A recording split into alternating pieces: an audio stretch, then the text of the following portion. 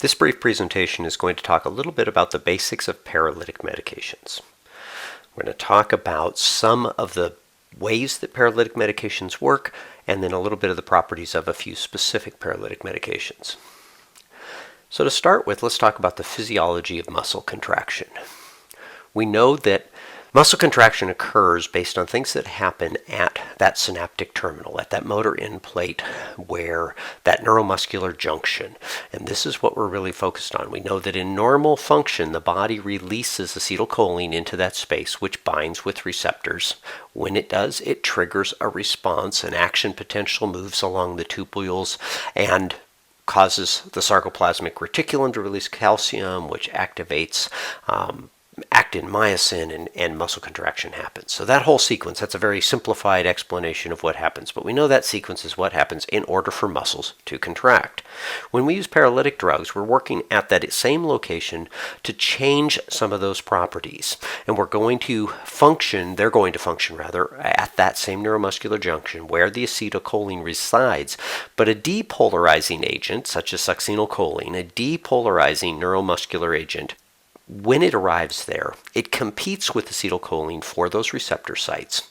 And when it binds to those receptor sites, it causes the same thing that acetylcholine does, but very briefly. It causes that excitation, that stimulation, that action potential that moves along, which is why when we give a depolarizing medication like succinylcholine, we are causing muscular stimulation throughout the body, throughout the system, which is where the fasciculations come from.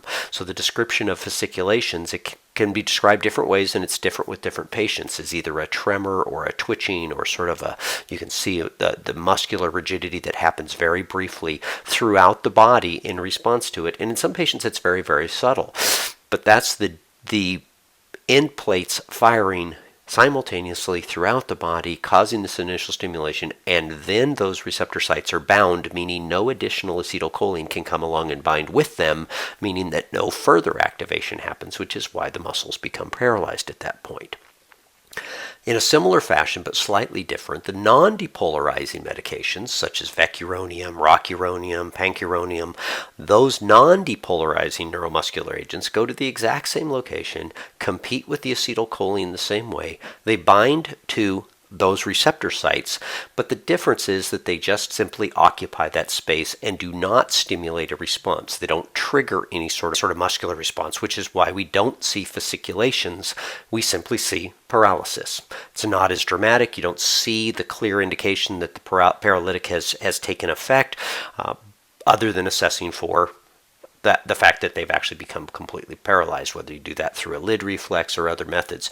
But that is more subtle. It's also less impactful physiologically in some ways, because unlike succinylcholine, which causes a muscular response throughout the body, can cause an increase in potassium levels and things like that, the non-depolarizing agents don't do that.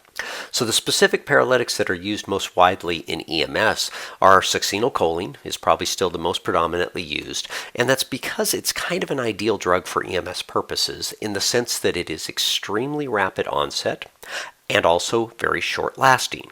So that works well in terms of us being able to get the effect we want, paralyze the patient, secure the airway, and if we haven't secured the airway within that 2 to 10 minutes that the drug's going to wear off, then it's probably good that it's wearing off if we haven't been successful in establishing a definitive airway, because then at least the patient has a gag reflex, again, has the ability to try to participate in their own airway control. Dangers associated with succinylcholine are malignant hyperthermia and hyperkalemia. Malignant hyperthermia not as commonly, but we need to be aware that that's one possible side effect, meaning the patient may not regulate their temperature effectively after receiving this drug. Some patients, that is, and so we need to monitor their temperature post-intubation. And hyperkalemia is one we need to be very aware of, because any patient that we suspect to be hyperkalemic, patients that are burn victims or crush injuries, for example, would not benefit from an increase in potassium, which is one of the things that succinylcholine causes.